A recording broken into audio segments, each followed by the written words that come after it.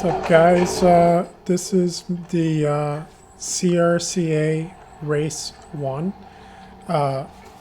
Uniquely for this season, they are allowing Cat 3s to be in the B fields.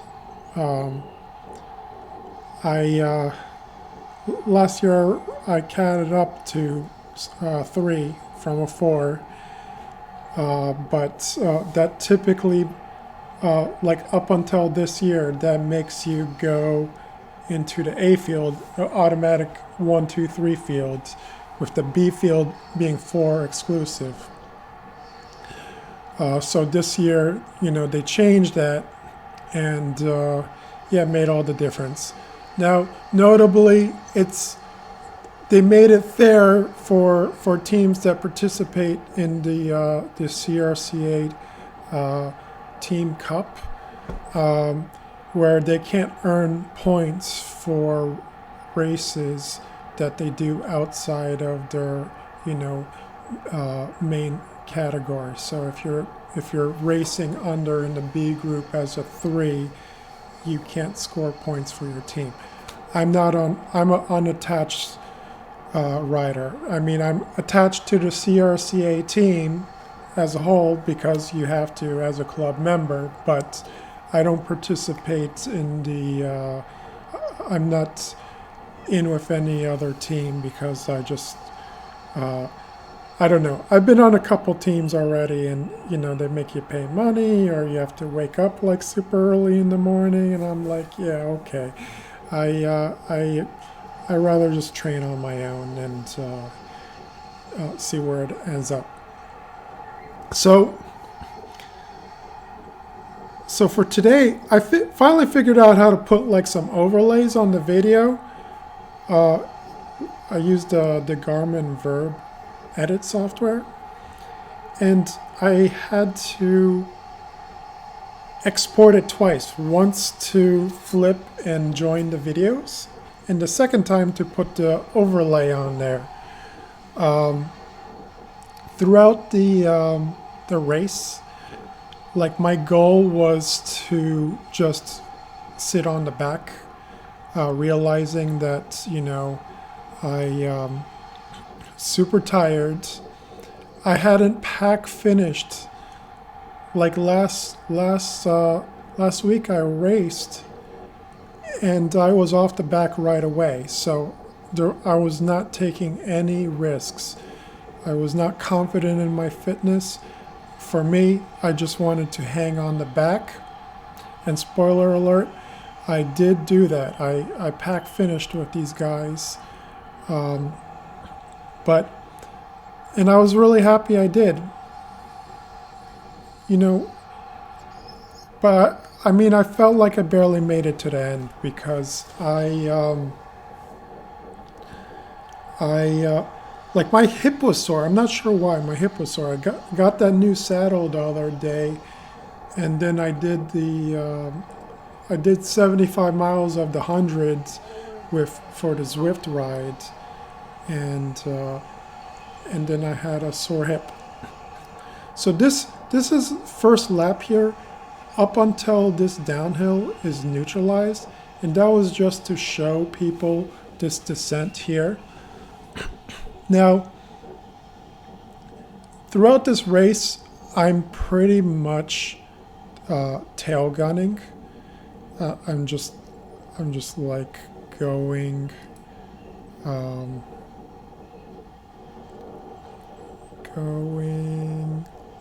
Can I play back faster? Yeah, I'm just going here. I'm speeding this up because it's like an hour of footage. So of me pretty much sitting on the back of this pack here. But I'd like to comment on the subtleties of it.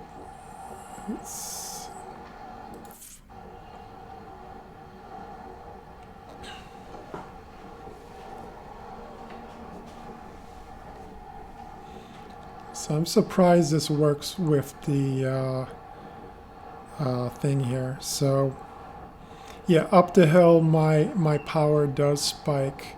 And that's pretty much the only place I really need to work is up Harlem Hill.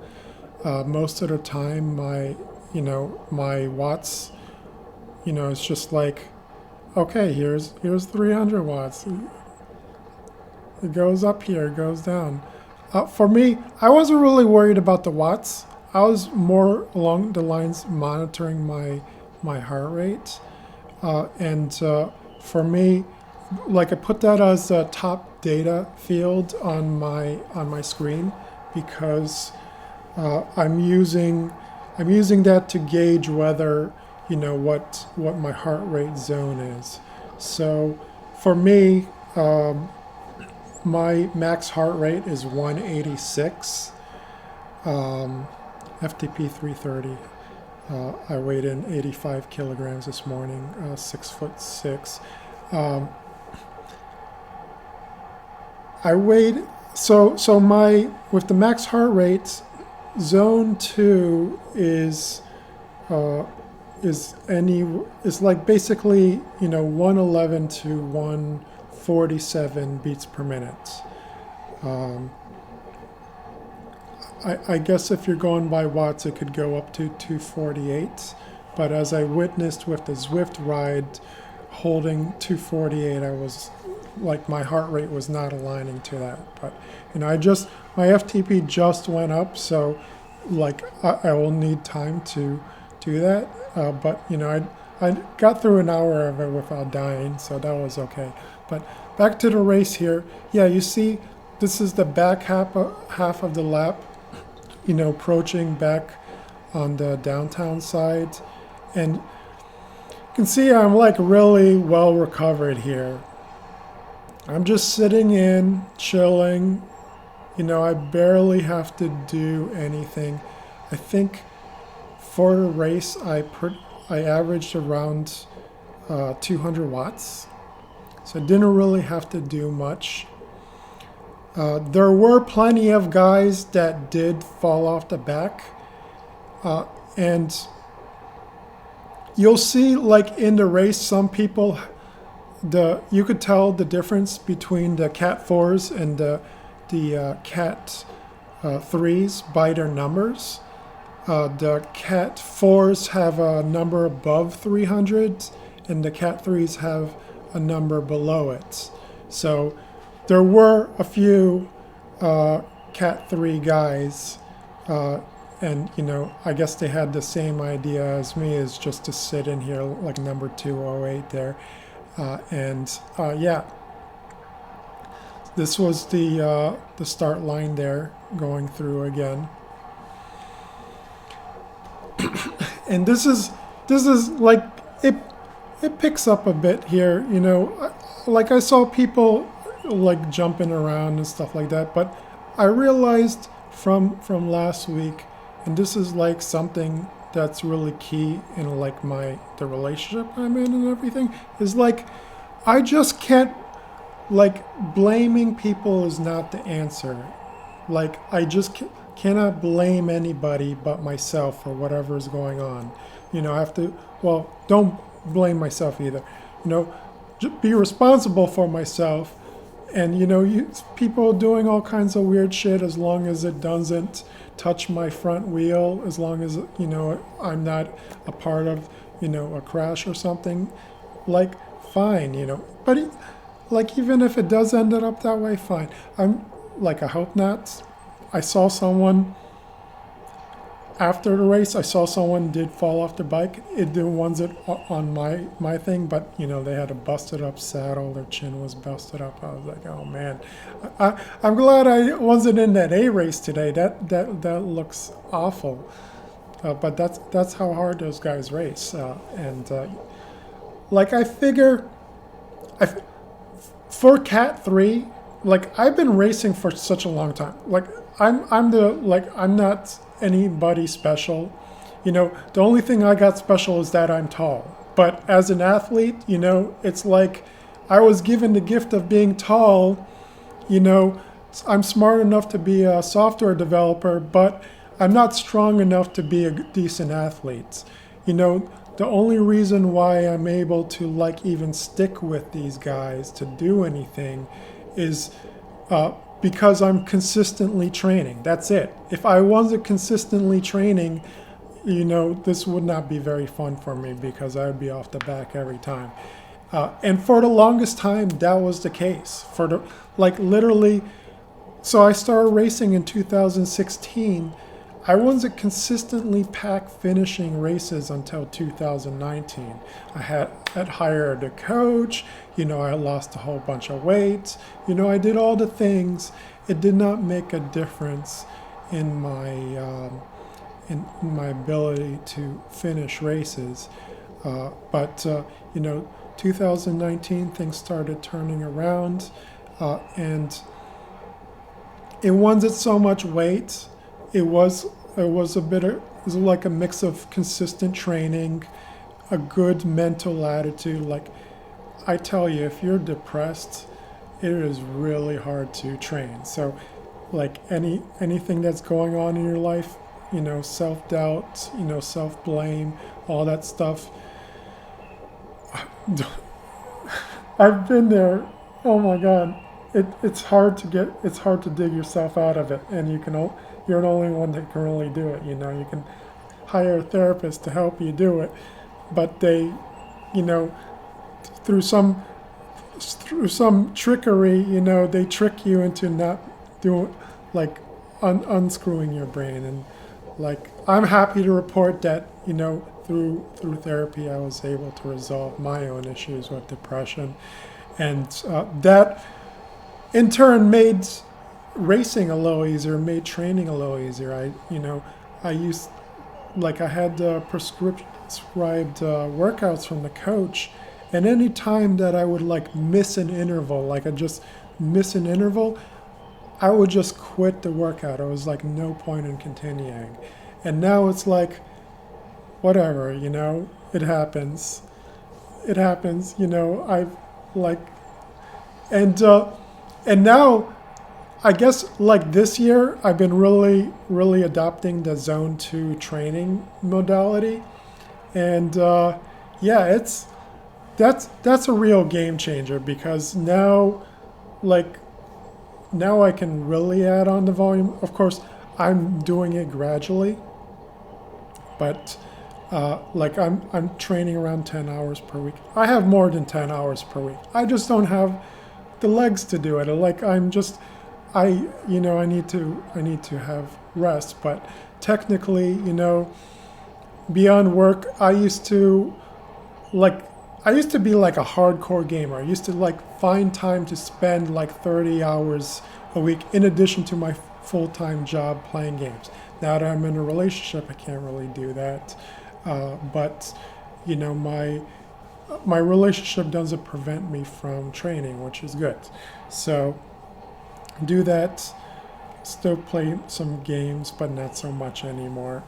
But I figure like I wouldn't mind being able to train more. Like today was like a really nice day after a race, but I had trained all week. I clocked in at like 250 miles, you know, between Zwift and this.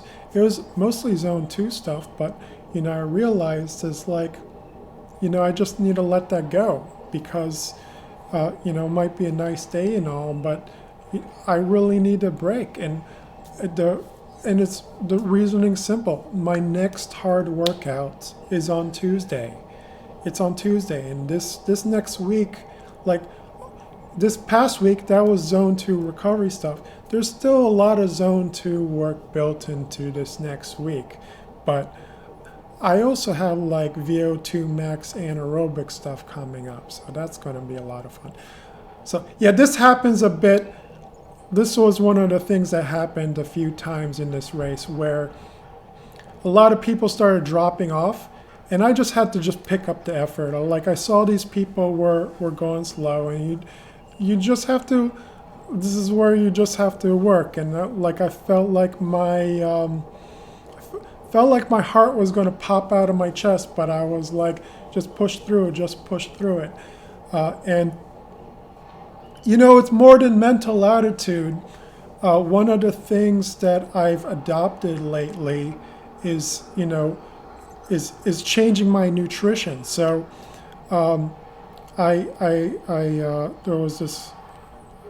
there's this guy online. I forgot what his name, like Alex something. Well, anyway, this guy was like, yeah, have 120 carbs per hour. That makes all the difference. He's absolutely right. For the zone 2 stuff, for the races, it absolutely makes a big difference. So what I do for my water bottles is that I put in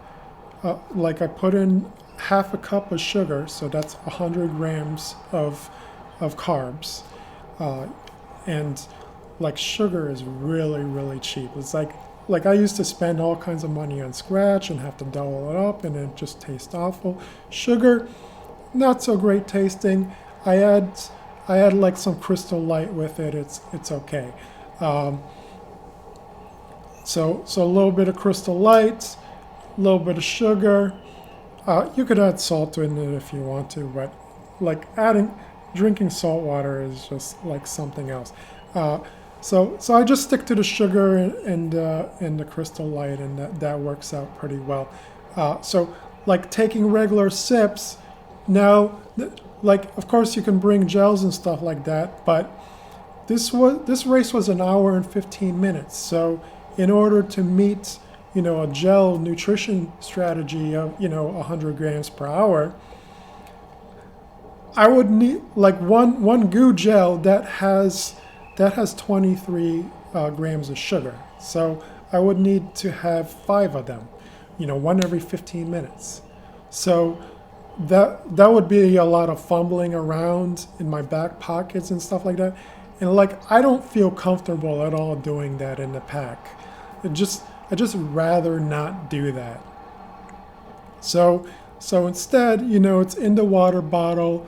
I just have to remember to drink it, and pretty much it's not on the timer. I don't it's like whenever you have like any kind of dryness in your mouth, you take a sip, and if there's like a moment in the race, take a longer sip.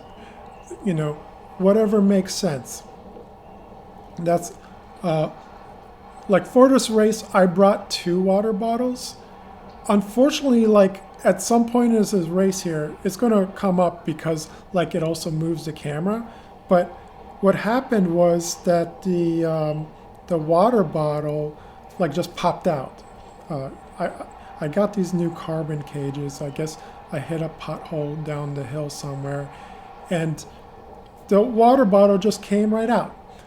So I saw in the footage I was reviewing it. It also shifts the camera down a little bit. So what'll happen towards the end of this video here is that you see people sketchy. Like for me, like I was doing that in the last race, and I'm like, there's so many sketchy people in the pack and this and that. Don't even worry about it. My wheel is all that matters. It's not happening to me.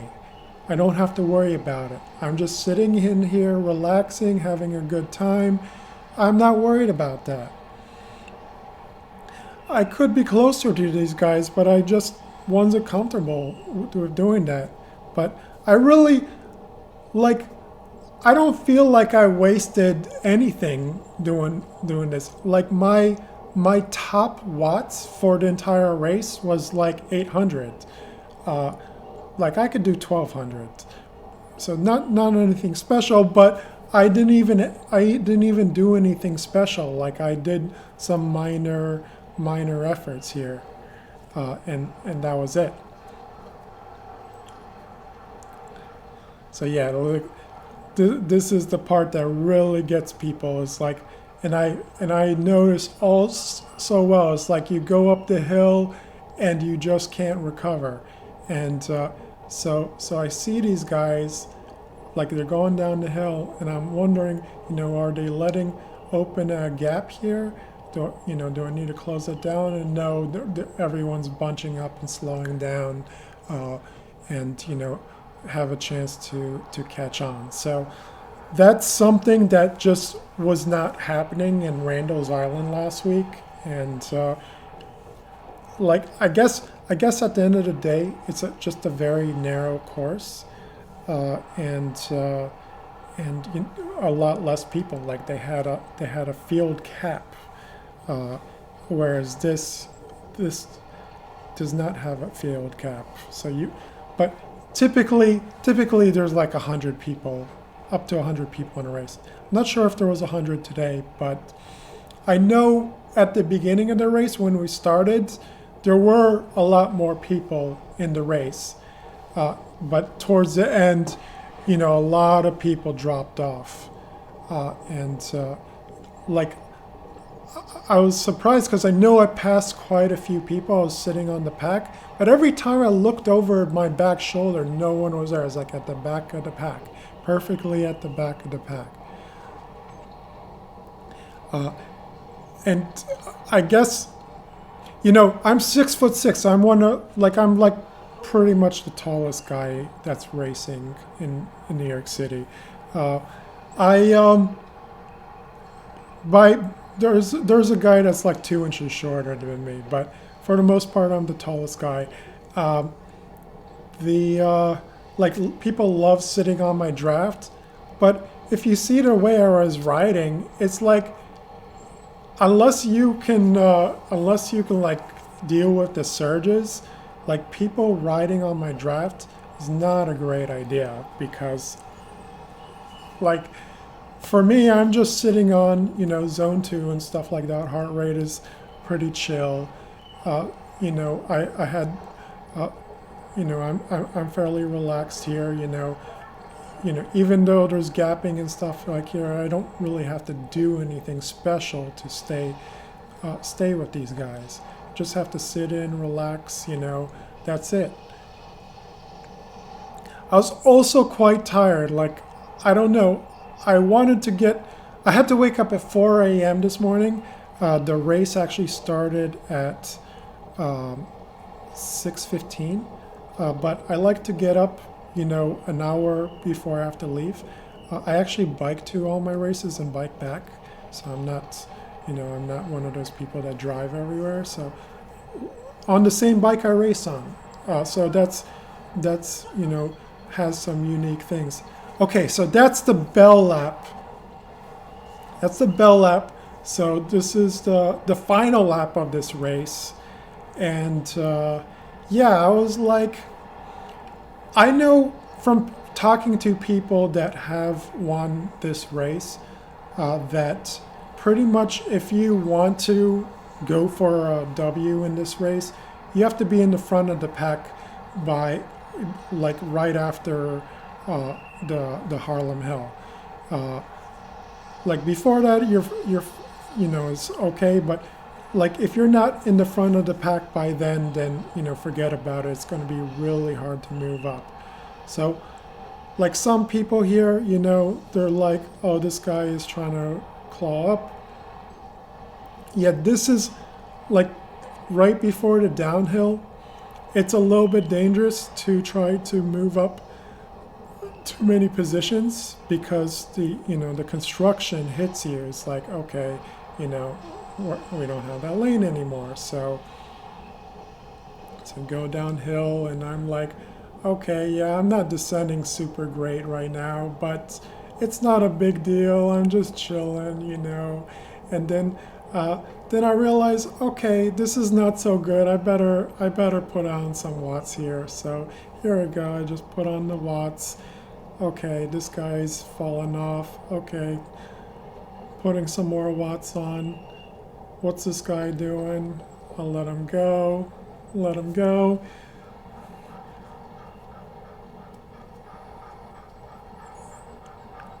Yeah, and that breathing, that's me.